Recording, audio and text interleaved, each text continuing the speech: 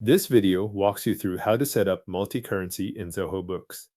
Begin by signing in to your Zoho Books account. Once you are on the main dashboard, move to the top right corner and click the settings icon shown as a gear. This opens the area where account preferences and system options are managed. Inside settings, look for the setup and configuration section. From there, select currencies.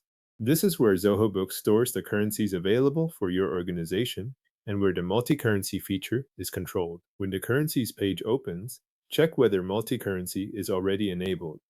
If it is not enabled yet, turn the feature on before continuing. This step is required because Zoho Books will not let you add or use additional currencies until the setting is active. After multi-currency is enabled, click New Currency to open the New Currency form. In the New Currency window, start with the currency code. Choose the correct code from the available options. This determines which currency you are adding, so make sure it matches the currency you plan to use in your transactions. Next, enter or confirm the currency symbol and currency name. In many cases, Zoho Books may fill these details in automatically after you choose the code, but review them before saving. If the fields are editable, verify that the displayed symbol and name match the selected currency. Then set the decimal places and the format. These options control how amounts will appear across your records and documents.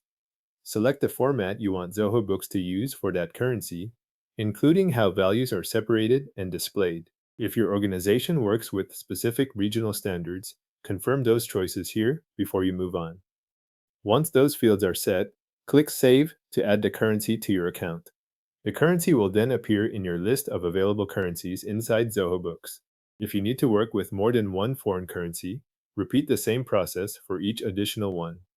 Click New Currency again, choose the next currency code, confirm the symbol and name, select the decimal places and format, and save it.